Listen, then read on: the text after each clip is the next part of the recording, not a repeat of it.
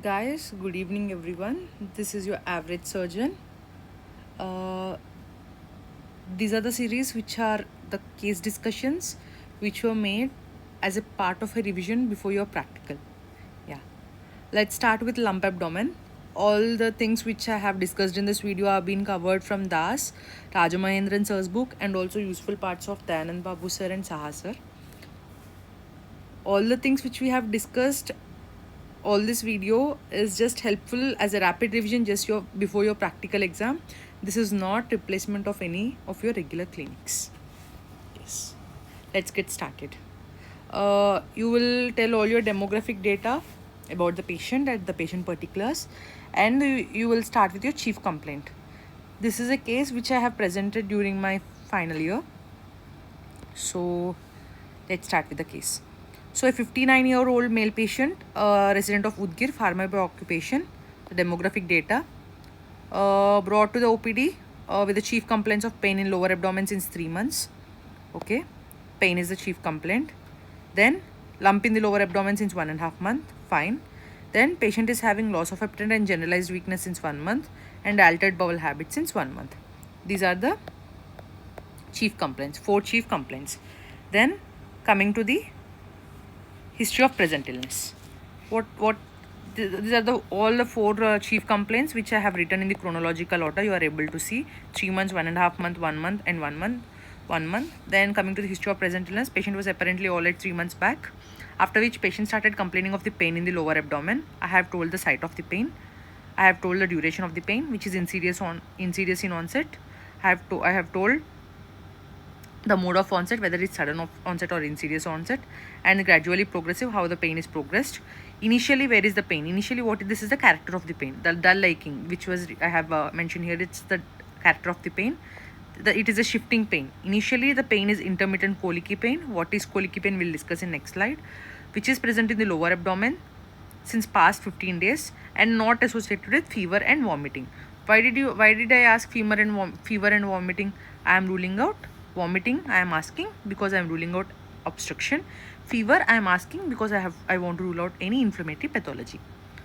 Where you will see fever with vomiting, you can see in appendicitis, you can see in cholecystitis, all these things. So I am ruling all those inflammatory pathologies.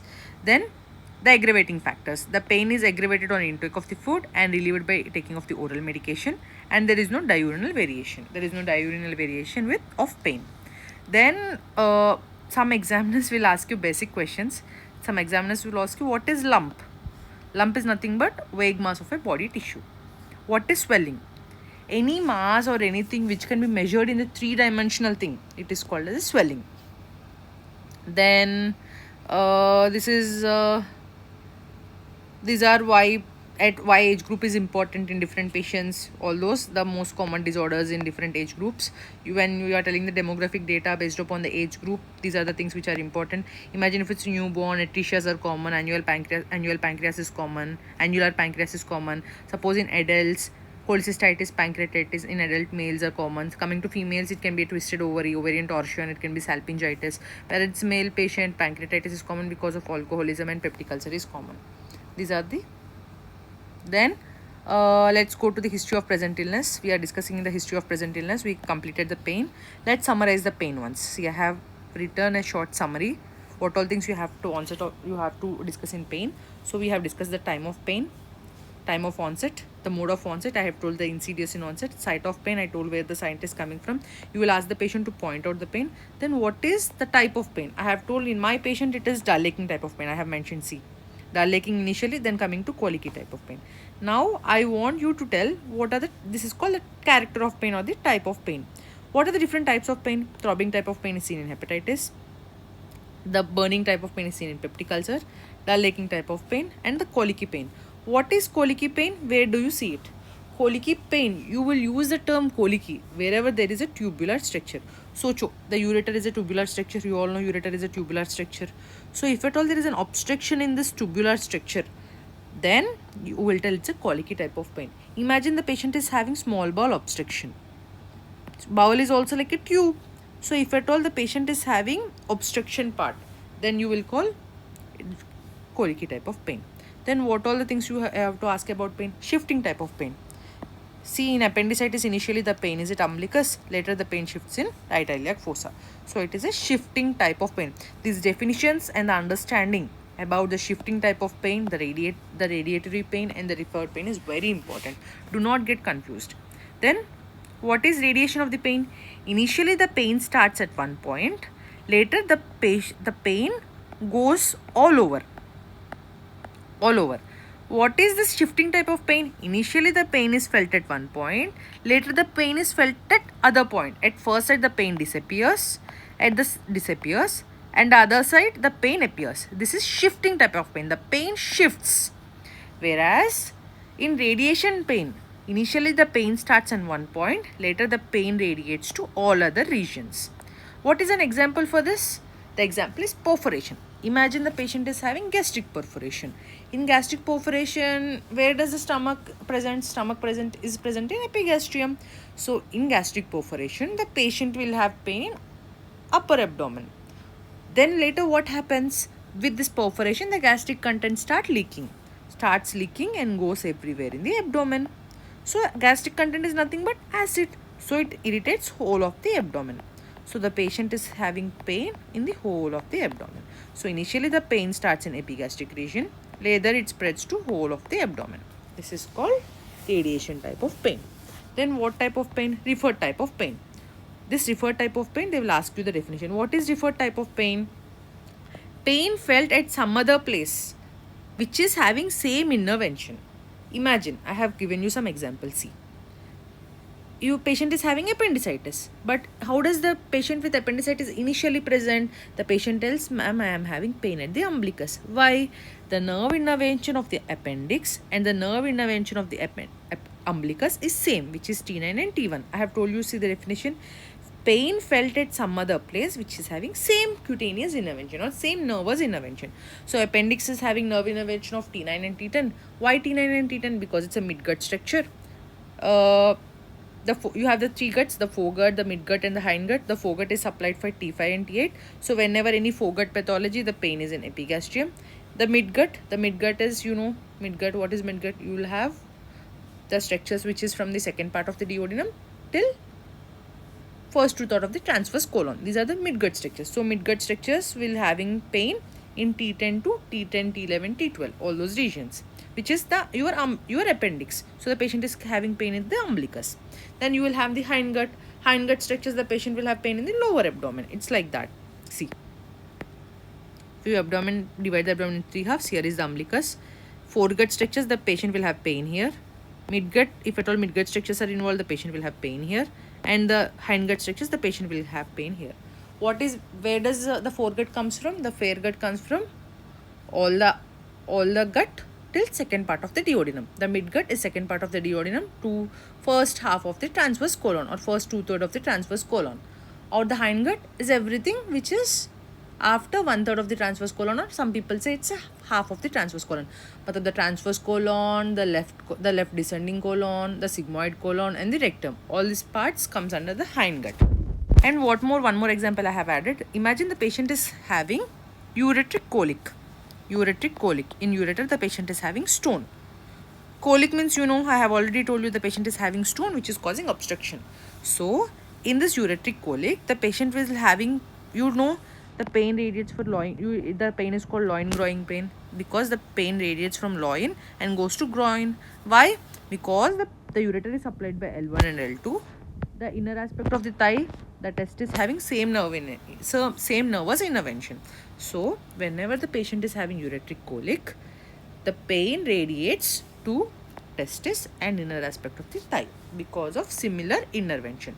Now you understand about the three types of pain. Shifting pain, the pain starts at one point and goes to other point. Radiation type of pain, the pain starts at one point, later goes all over the place. It radiates to all over the place. Then referred pain is nothing but because of the similar intervention. If the patient is having hindgut, foregut, the patient has pain in the epigastrium, midgut at the umbilicus, hindgut at the lower abdomen. If the patient is having ureteric pain, the pain is called loin groin pain because it has similar nervous intervention. These are all the things you want to know about the pain. You also want to know about the aggravating and the relieving factors. So whether the pain is increasing on pressure, on walking, on maturation or respiration. And you want to know whether the pain is increasing with food. What all things you will ask? If at all if the patient is having gastric ulcer, the pain increases with the food. If the patient is having duodenal ulcer, the pain decreases on the food. Yes. Then yeah, the chief complaint of pain is completed. Then let's go to the lump. What all things you will ask about the lump? The patient complains vague mass in the lower abdomen since past 1.5 month, which we have noticed during bathing. Okay, fine. Then the patient tells about the history of generalized weakness, easy fatigability at workplace since 1 month, which was arranged in the chronological order. Fine. The patient is having loss of appetite. Generally, itna complaints the patient will not tell. You will tell 1 or 2 chief complaints, which is pain and mass is fine. If at all the patient is having weight loss, you can add weight loss also. What is loss of appetite called? Loss of appetite is called as anorexia.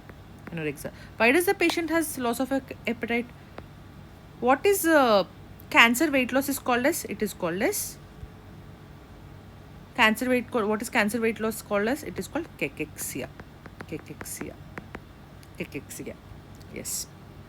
Then the patient also tells about the history of weight loss. What is significant weight loss? You know what is significant weight loss? 10% of the body weight in 6 months or 5% of the body weight in 3 months. Then you call it as a significant weight loss. Yes. Then you need to know about what is obstipation. What is obstipation? Obstipation is nothing but absolute constipation. The patient doesn't pass feces, doesn't pass flatus. Neither the patient passes feces, nor the patient passes flatus. It is called as absolute constipation. Constipation, when the patient doesn't pass feces, it is called as constipation. Absolute constipation, matlab neither the patient passes feces nor the patient passes flatus. It is an important feature of intestinal obstruction and also peritonitis. Then what is one more term I want you to know? I want you to know about tenesmus. What is tenesmus?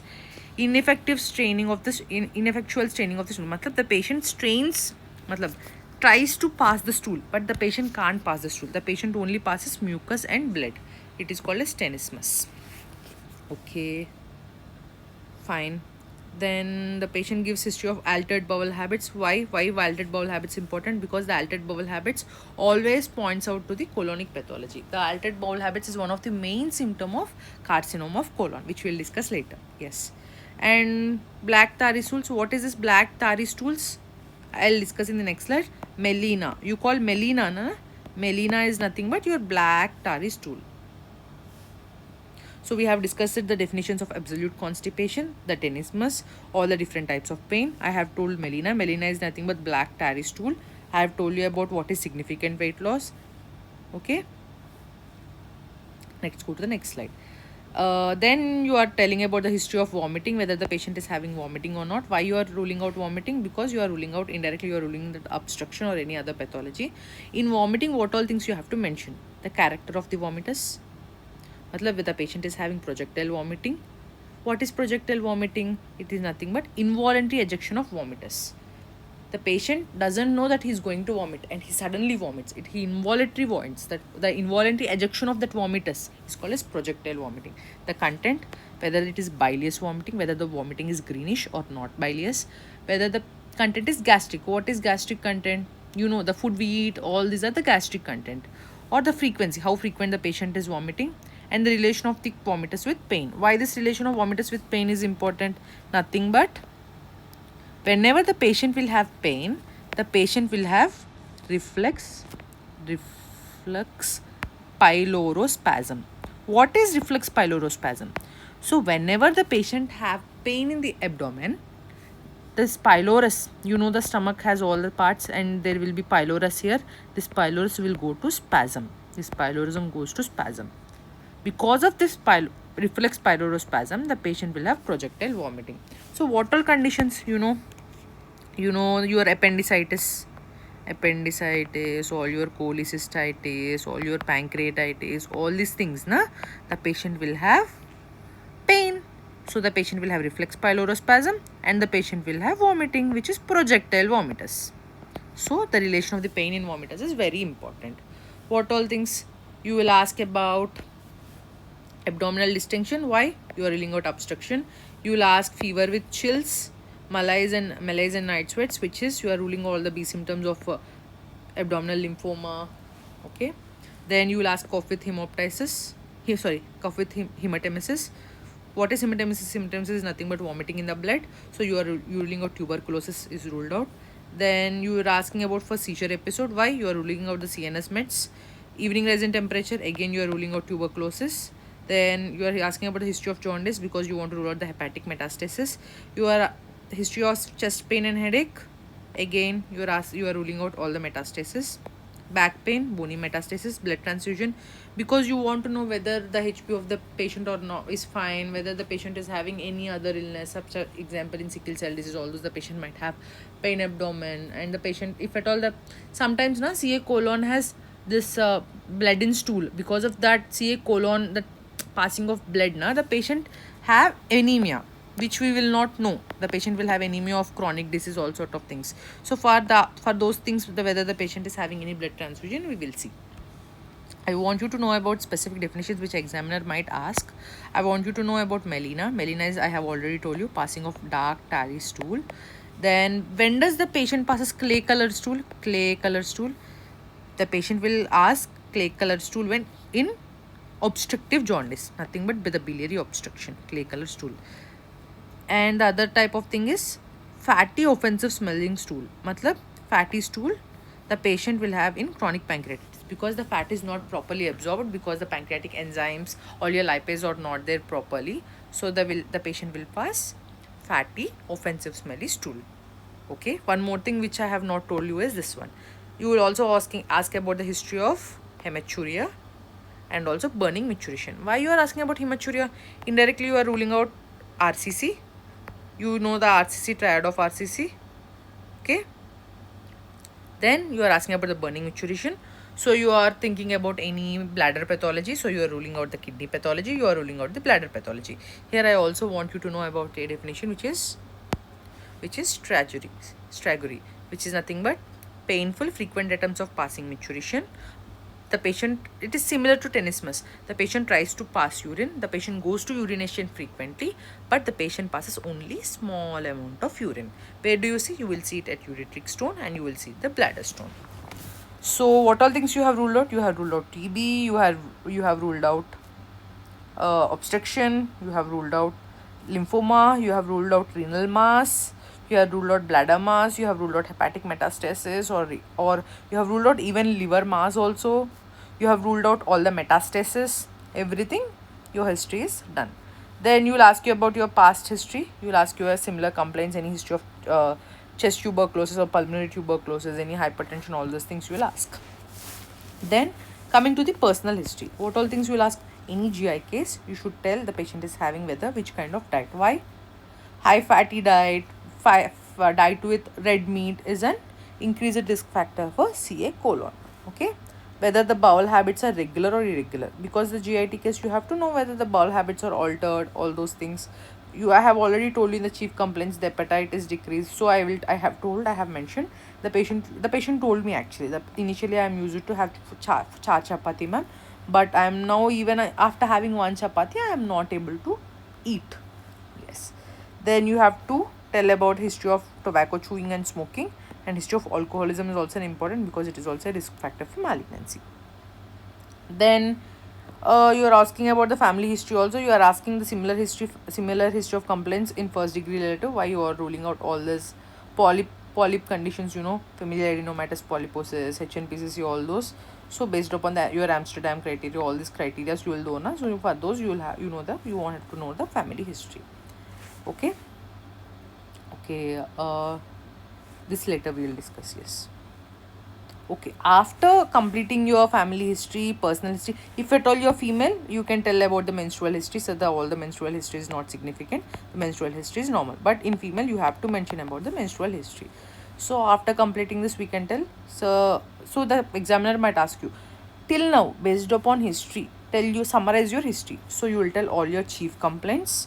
So my chief complaint is pain abdomen, the lacking type of pain, which the type of pain, not associated with fever. I have told the weight loss, easy fatigability, and altered bowel sorbets. None of my personal history, past history, none of which is significant. So I will not mention here. Only significant history.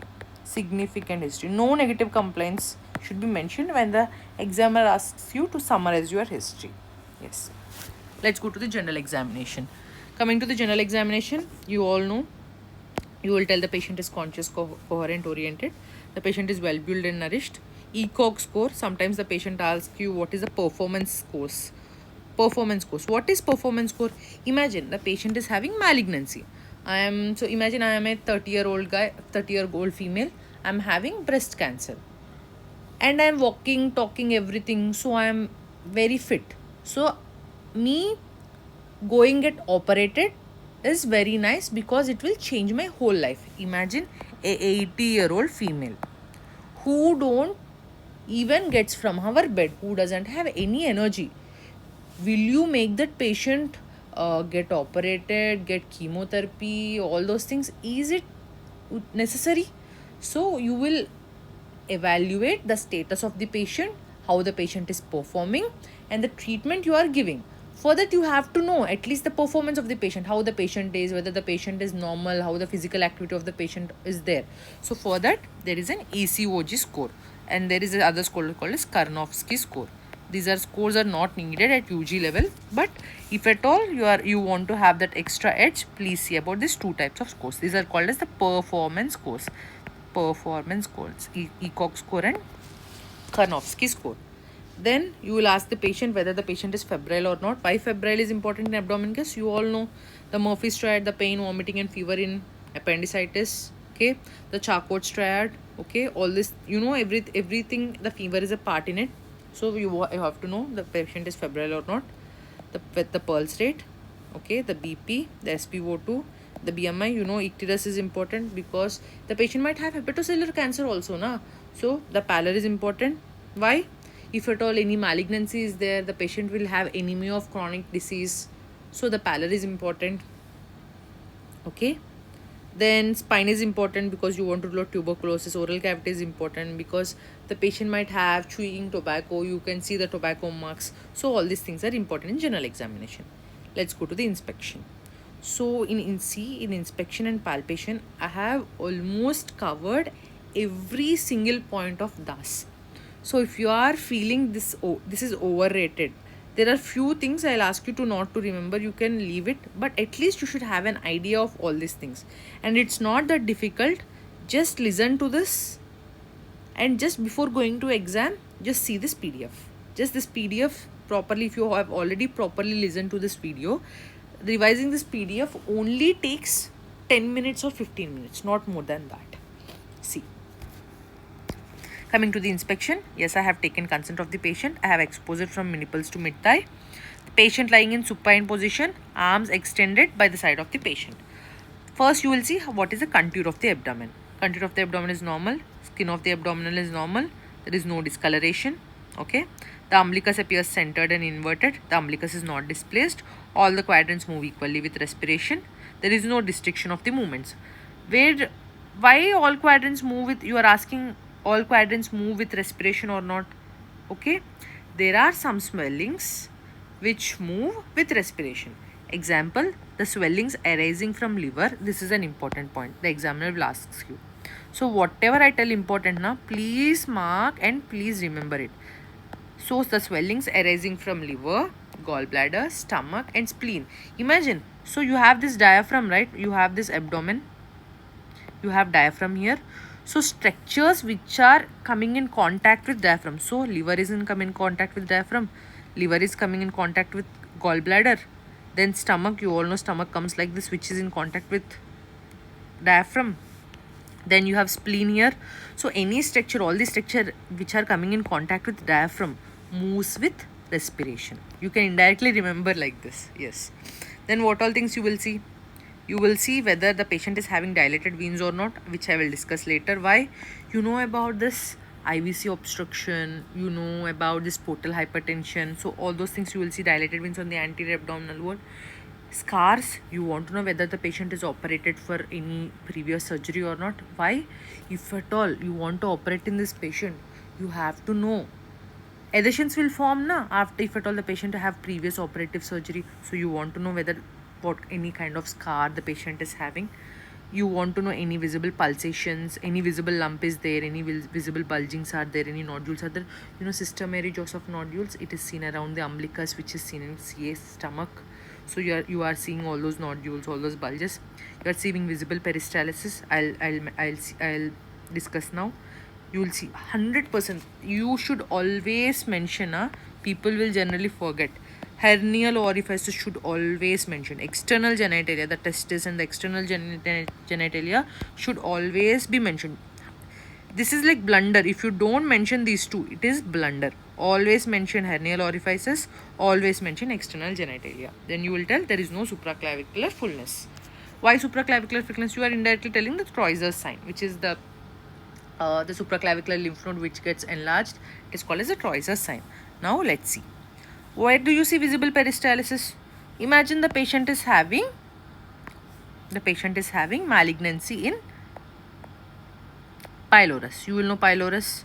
So how does the patient is having peristalsis? So here the foot comes and goes like this, but the foot can't cross the pylorus. So the peristalsis will start, go here. Again, it will not go forward. Come here, go here. So it is left to right peristalsis. Whereas in transverse colon is like this. Okay, this is how the foot passes. So imagine the patient is like this. This is how the foot passes. So the patient is having obstruction here. How will be peristalsis? The foot goes, but doesn't go forward. So in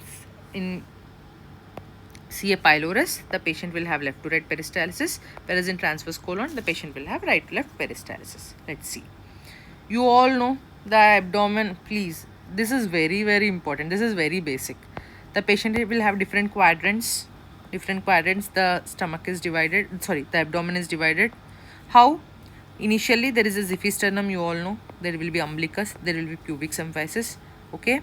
You will draw a line in between xiphisternum and umbilicus, which is transpyloric plane. Between umbilicus and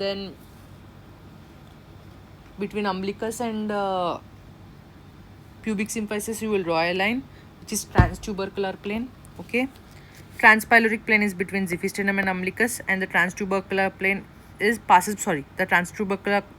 between the two tubercles of the iliac crest. Okay, then you will have the vertical lines. Where does vertical lines come? So we have already discussed about the two horizontal lines, and here are the vertical lines. You know pubic symphysis and you know ASIS. The midpoint between pubic symphysis and ASIS, you will draw the vertical line. So we have discussed about the two horizontal lines, which is transpyloric plane and the transtubercular plane. Transpyloric plane goes between xiphisternum and the umbilicus, whereas transtubercular plane goes between the two tubercles of the iliac crest. And we have mentioned about two vertical lines. Two vertical lines passes from the midpoint between ASIS and the pubic symphysis.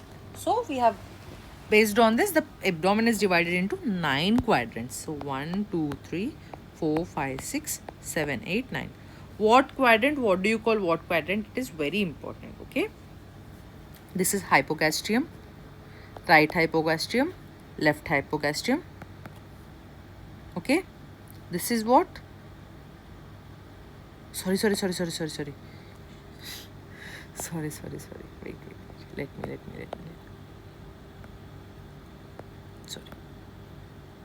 Sorry. This is right lumbar.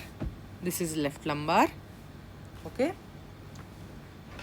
This is hypogastrium. This is epigastrium. This is right iliac. Just give me a minute.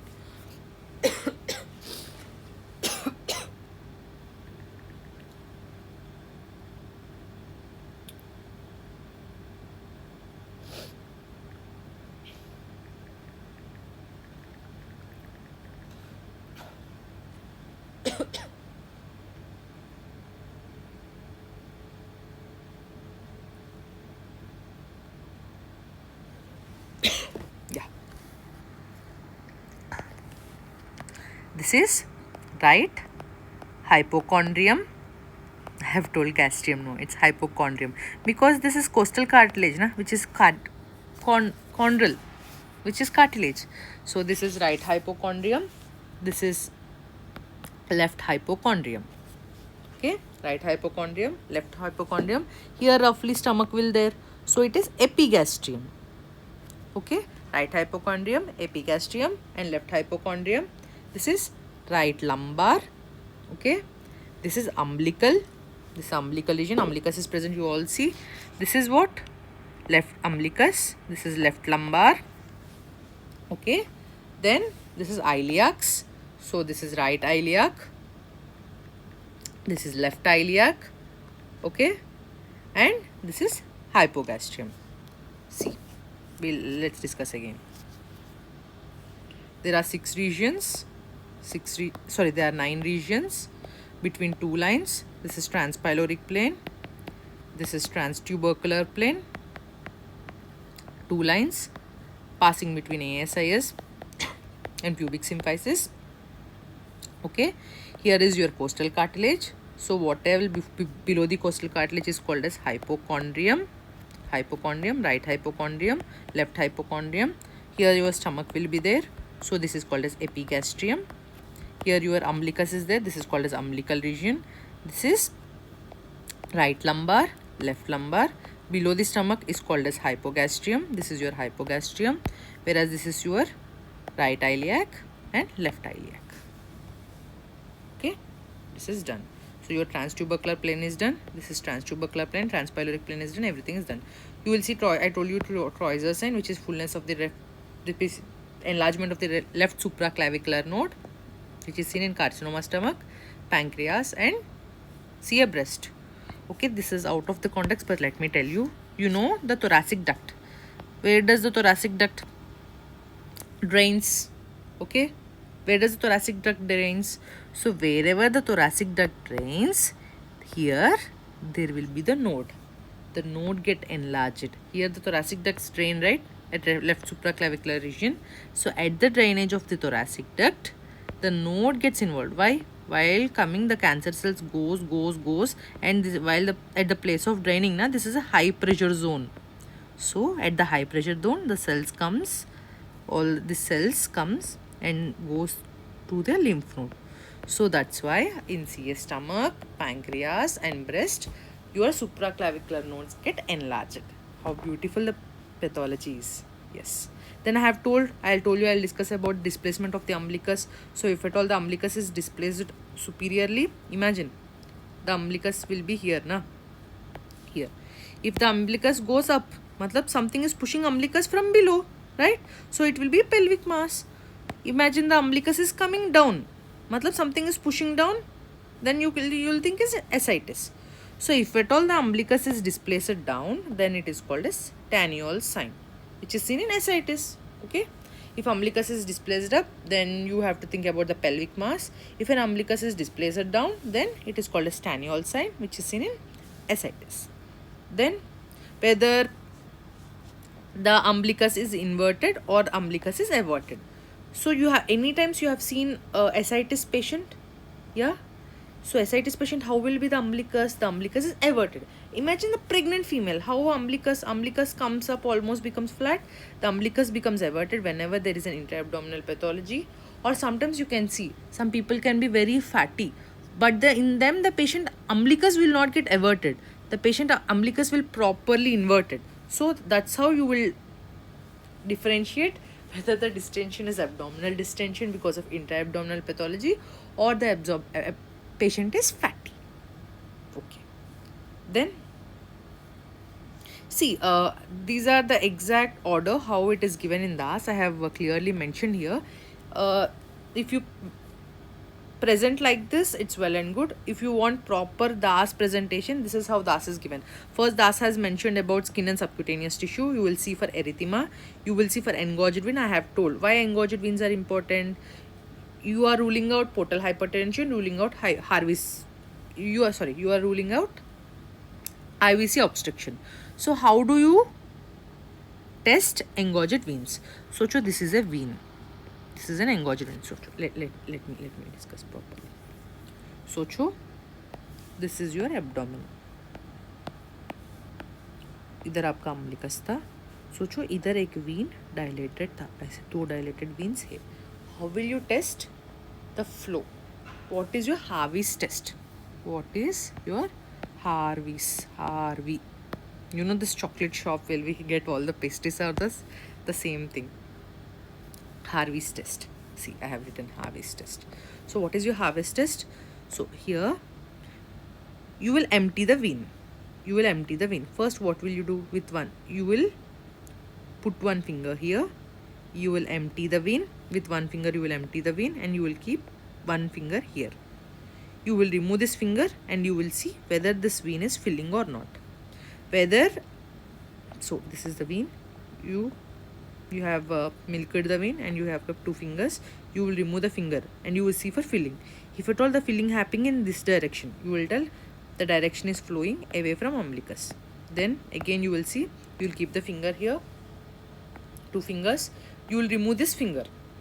If after removing this finger, this vein gets filled, so matlab the direction is going towards the umbilicus.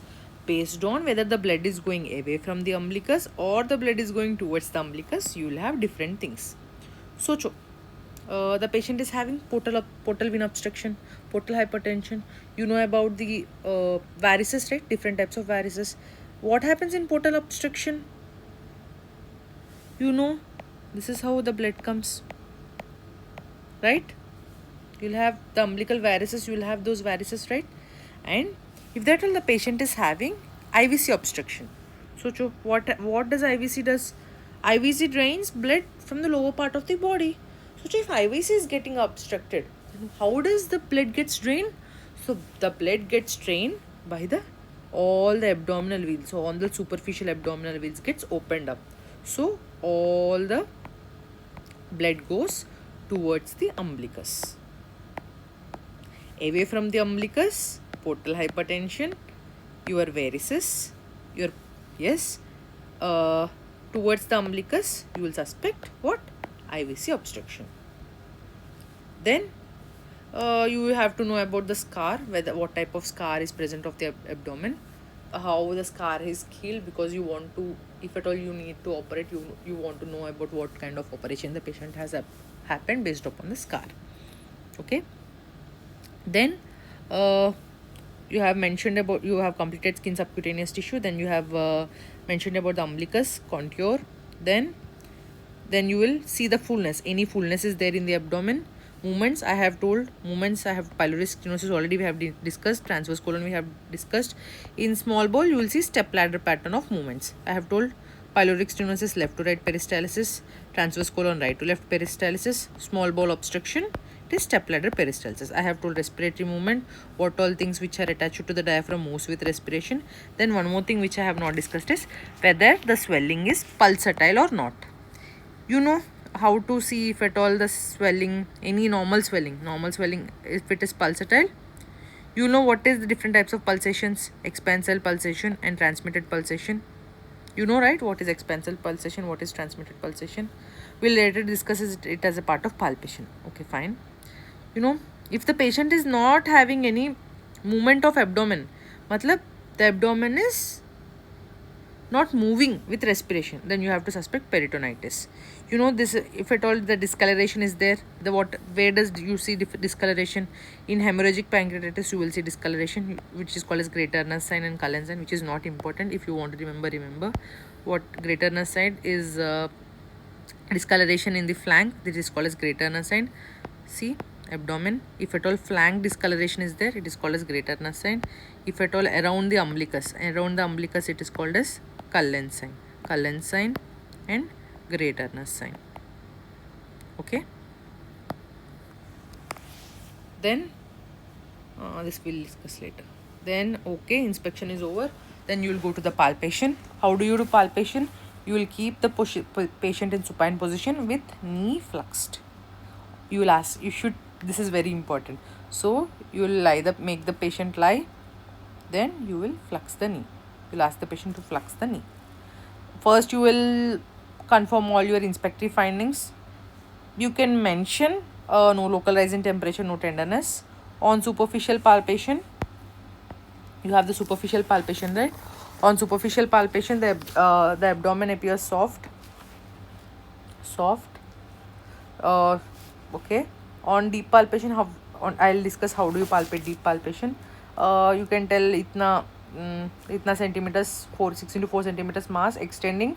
You have to tell if at all any mass is there, how much distance is the mass to the bony points. So I have mentioned, see clearly, 10 centimeters from the costal cartilage, which is the bony point, 5 centimeters from the midline, 8 centimeters from the ASIS, 4 centimeters from the pubic symphysis. Roughly you can mention. Then the mass is not tender, globular in shape. Matlab, I have mentioned the shape, I have already mentioned the size, I have already mentioned the borders, I am mentioning the consistency, I have mentioning the surface, I am mentioning the borders, whether it is moving with respiration or not, whether there is any restricted sidewise mobility, okay, whether the lower border of the swelling is felt or not, whether the swelling can be pushed into pelvis. Now let us see each point.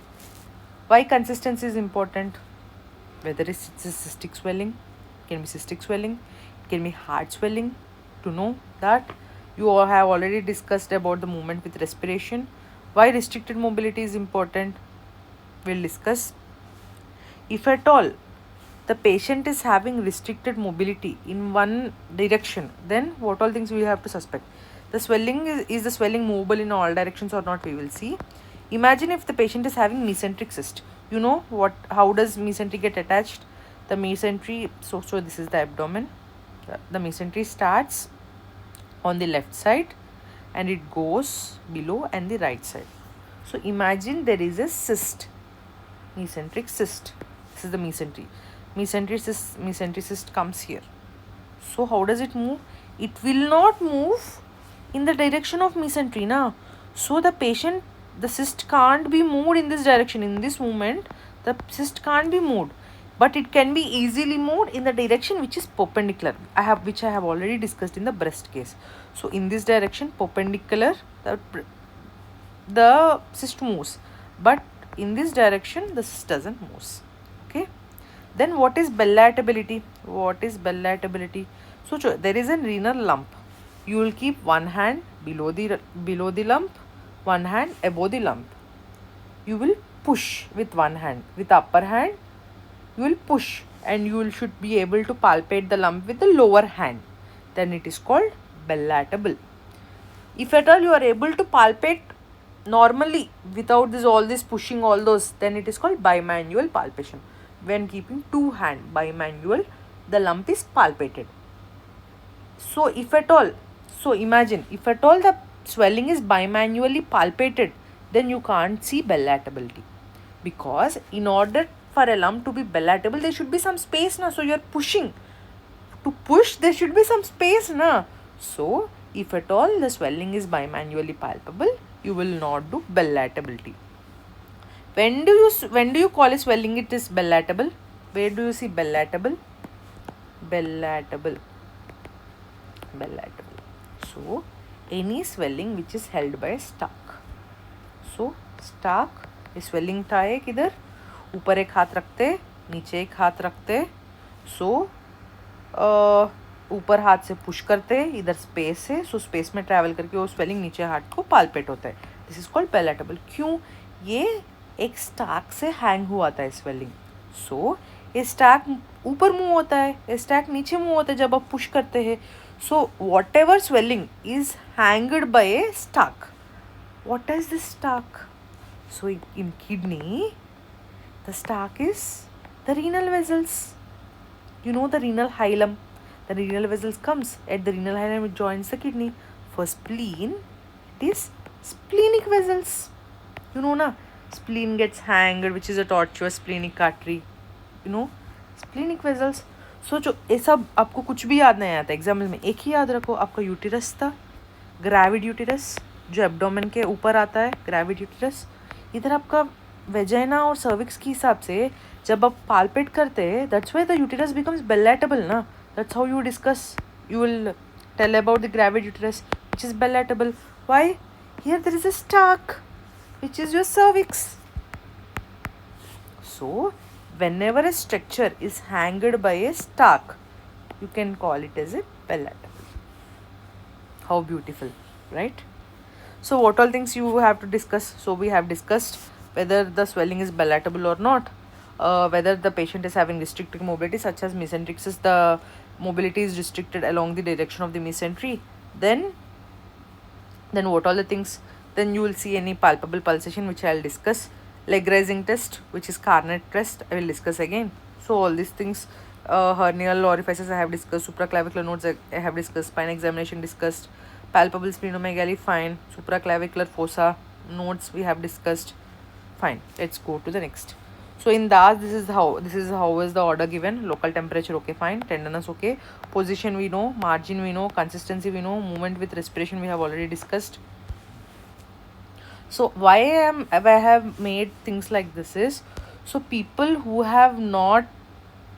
don't have time to read DAS, they should not have FOMO. अरे मैंने DAS नहीं पढ़ा था, कैसे examine में answer करूँ?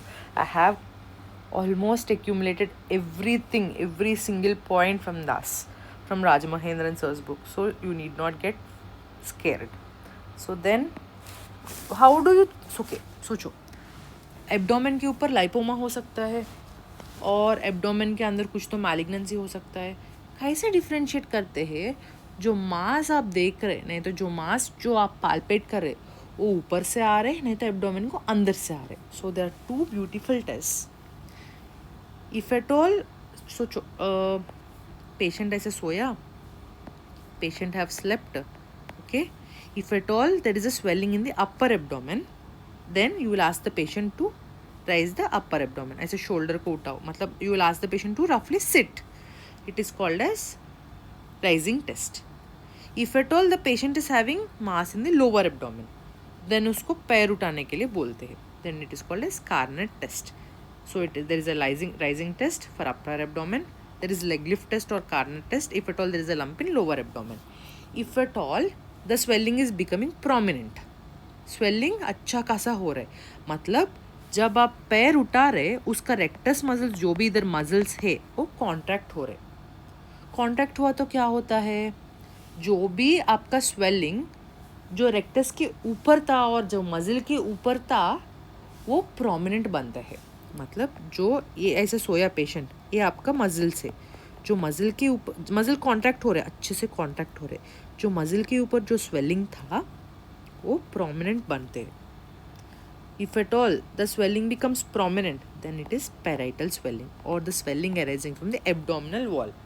If the swelling doesn't become prominent, then it is intra-abdominal swelling. See, the parietal swelling becomes prominent, freely mobile on the taut muscle or the contracted muscle. So example lipoma, which is nothing but the parietal swelling.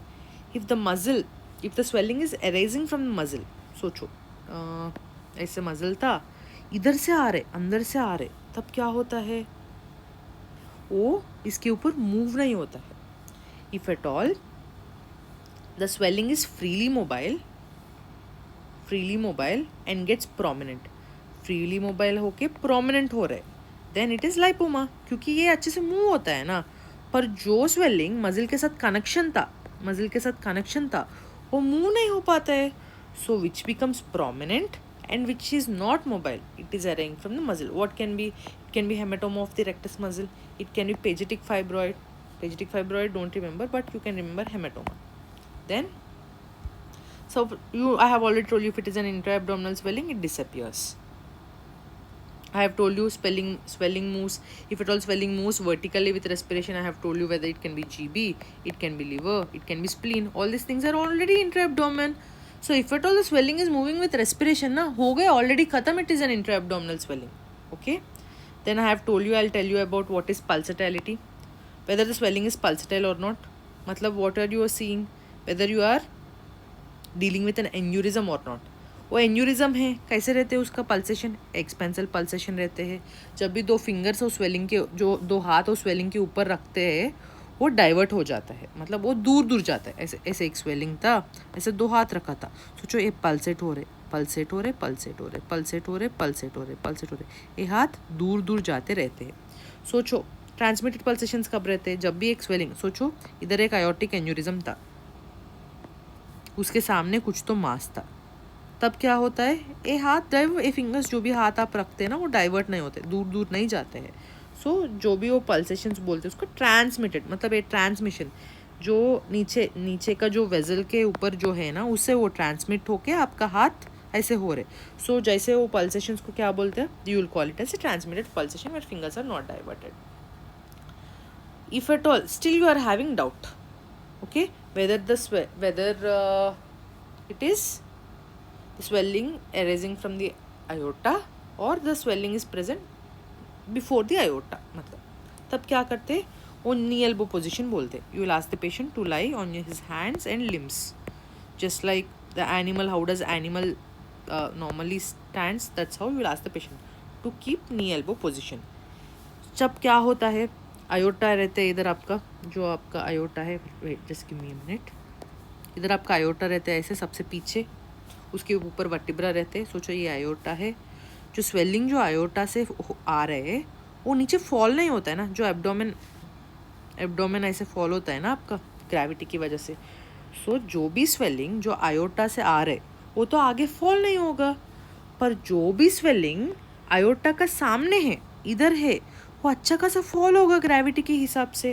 So that's what it was given here. See, in knee elbow position, if at all swelling is in front of the aorta, okay, it becomes non pulsatile. क्योंकि जो connection है ना वो जाते हैं ना, जो iota और स्वेलिंग के बीच में कनेक्शन था वो ये आगे आ जाता है स्वेलिंग, सो कनेक्शन जाता है. पर जो भी swelling is coming from the aorta, it still keeps its pulsatility. Okay, then you have to mention about the hernial orifices. Done. Okay, थोड़ी पेशेंट बहुत पैनिक लोग रहते, कैसे, वो ठीक से आपको पाल्पेट नहीं करने देते, वो बोलते हैं नहीं, वो हर बार एब्डोमिनल मसल्स को कॉन्ट्रैक्ट करते हैं. So Das has clearly given, if at all you are facing that kind of patient, how to avoid this. You will ask the patient to flex the hip and the knee, which I have told you. ऐसे सोने के लिए बोलते हैं, which I have told you here ना, ऐसे. Then you will keep a pillow below the head. You will ask the patient, अरे मुंह खोल के अच्छे से श्वास लो. You will ask the patient to breathe quietly with an open mouth.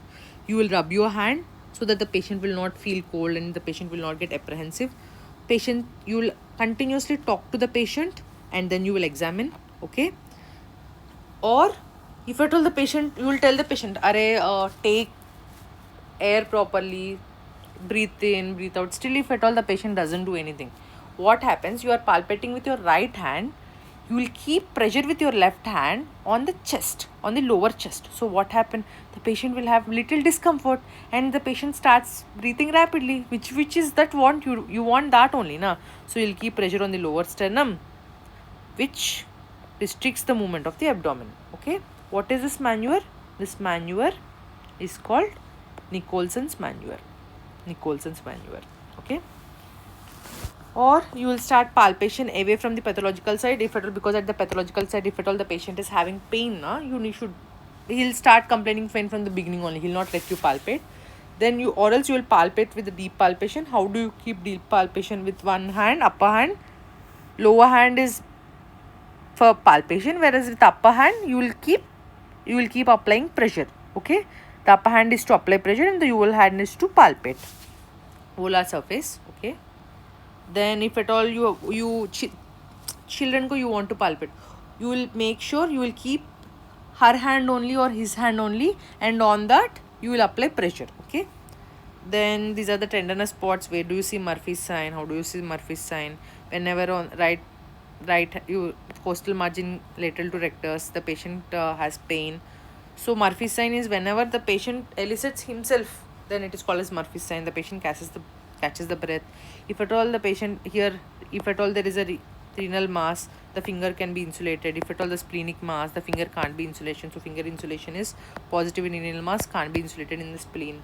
And what more thing? Okay, these are few thawings which was given in DAS not to hurt the patient. Routine palpation with the flat of the hand, with the flexor aspect of the fingers, same as that of breast. How this is important, see, forearm should be in the horizontal position. Okay, while palpating na, you bend little down to you go to the level of patient. If at all the patient is on the bed, you go up to the level of the bed so that your forearm is in opposite position. मतलब what he is telling, so आपका हाथ ऐसे रहते हैं, इधर आपका fingers रहते हैं, इधर आपका एल्बो जॉइंट रहते हैं. You should not This everything, your hand, your forearm, everything should be in a straight line. Okay, for that what you have to do, you have to uh, take your hand up to the level of abdomen. For that you have to bend little, okay, so that everything will be in a straight line. Okay, then fluid thrill in medicine you have already might have to, what do you will see, in order to see free fluid. Array in palpation I have not mentioned about free fluid. Okay, you have to mention about free fluid also. No evidence of any free fluids, that sort of thing. What is fluid thrill? One side of the abdomen you will tap, and the opposite type of opposite side you will feel the thrill. You will keep the hand in between just to prevent the subcutaneous transmission of this thrill. Okay, then fluid thrill. The fluid thrill, it should be differentiated. Imagine I have a ovarian cyst which is filled with fluid. Okay, and one patient is having free fluid, he is having ascites. Both the patients fluid thrill will be there. How do you differentiate whether it's an ovarian cyst or whether it's a ascites? So then you will do shifting dullness. How do you do shifting dullness? First you will percuss from the midline. Let me tell you. So you will percuss in the midline, and you will go to the flanks, and you will make sure wherever there is a dull note is there. Dull note मतलब इधर पानी जमा हुआ था, इधर पानी है, इधर पानी है, जो एसिडिक आपका पानी है, उधर हाथ उधर ही रखो. wherever you feel dull, keep your finger there only and ask the patient to turn this side. Then what you will do, you will wait for some time and again start percussing here. Okay, you will go till it becomes resonant. Okay, this is called shifting dullness. Where you will, what is the fallacy, if at all the examiner asks you what is the fallacy of shifting dullness? So abhi bowel hai, that's a bowel hai. If the bowel has enema na, this gets shifted abnormally na, matlab fluid filled bowel. So the fallacy is enema. Okay, if at all the patient is having ascites, so the patient is having ascites, chronic liver disease, the patient is having ascites, you want to palpate liver. How do you palpate? You will palpate by dipping method. Then this is specific palpation of abdominal organs. Succussion splash is seen in pyloric stenosis. How do you palpate liver? Okay, later we'll discuss all this. Splenic palpation, which is splenic palpation. How do you see one? Okay, let's see. Liver palpation. How do you palpate? So this is how the liver is. So you'll keep your hand like this. Okay, and you will palpate. One hand is the right iliac fossa. Right iliac fossa se start karte, and you will go to the costal margin. Okay, parallel to the costal margin. Liver is felt at the lateral margin of the index finger. So this is your index finger. So lower border of the liver can be felt there. If at all the liver, why do you do from the right iliac fossa? Means if at all the patient is having, so this is your costal margin, this is your costal margin. If the liver is grossly enlarged, so the liver is this much enlarged, if you palpate from here now, what you will feel? You will feel nothing, because the margin of the liver is much lower na. So always palpate from the below up, so you can nicely palpate the lower border of the liver. How do you palpate the upper border? You can't palpate, obviously not palpate the upper border of the liver, so you will do percussion. How do you percussion? You will start at the fourth intercostal space at mid-axillary line, and you start percussing wherever the dull note comes first, that is the superior border of the liver. Then how do you palpate spleen? Normally the spleen is not palpable. In order to spleen gets palpable, it should be double its of size. What border you will palpable? You will only palpate the anterior border, which is very important border.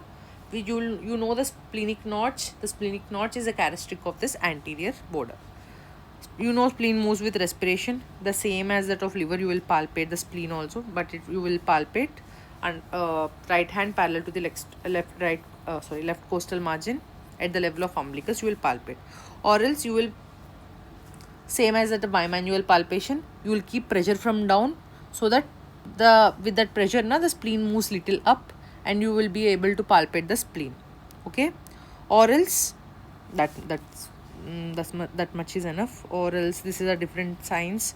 These are not important, but this is important. What is rebound tenderness?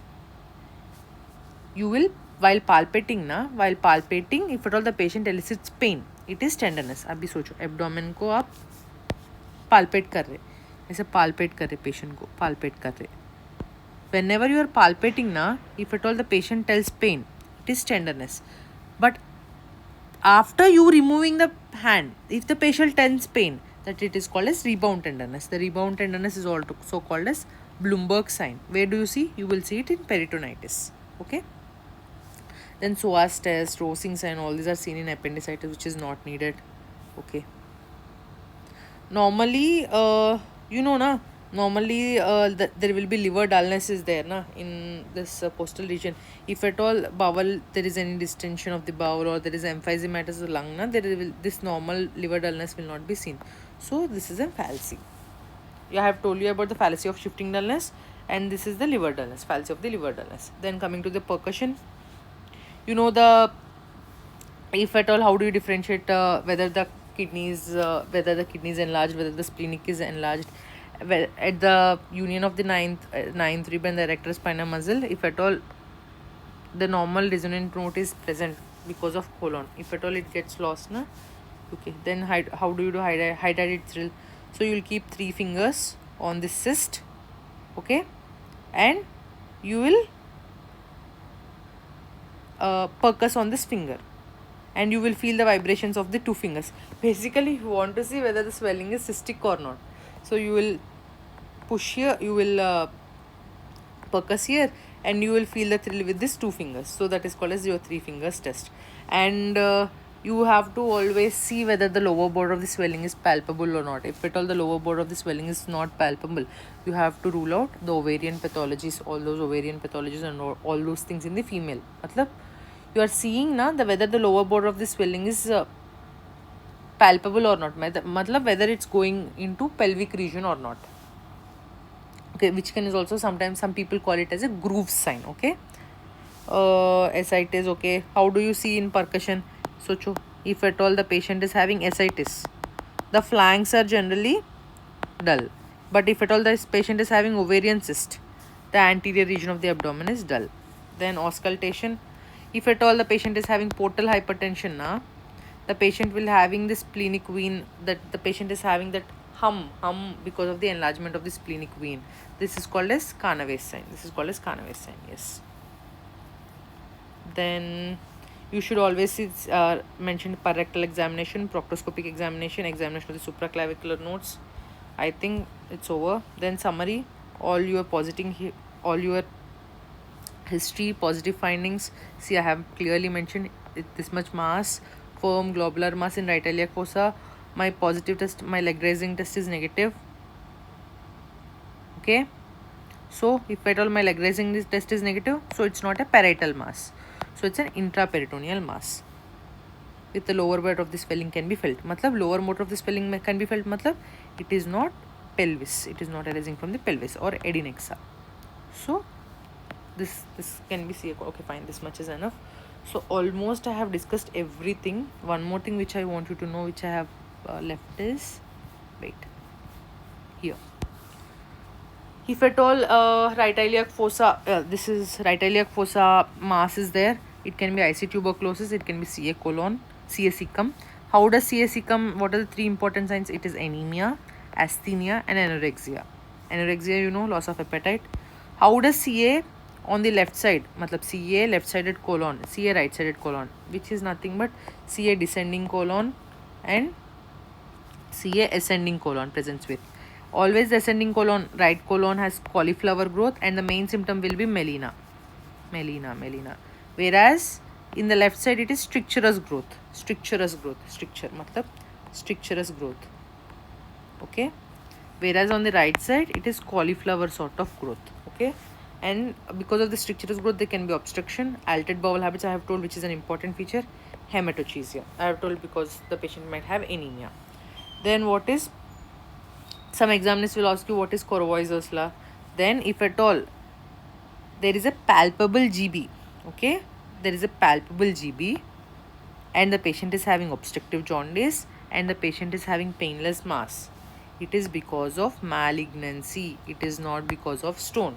So you will tell, sir, obstructive jaundice with distended, painless, palpable gallbladder. Patient के obstructive jaundice से उसके साथ साथ patient को palpable gall bladder है वो cancer की वजह से हो सकता है. ये स्टोन की वजह से होने का chances are very less. This is your Corvoiser's law. I think everything I have covered. Thank you. If at all you want this PDF, the normal PDF without all these alterations, with only good notes, please do DM in the video. I am very happy to provide you. Please follow average surgeon, which is our Instagram channel, and you can DM us. We have a WhatsApp group which will have the regular discussions, case discussions for MBBS students. We would want you to be a part of it. Thank you so much.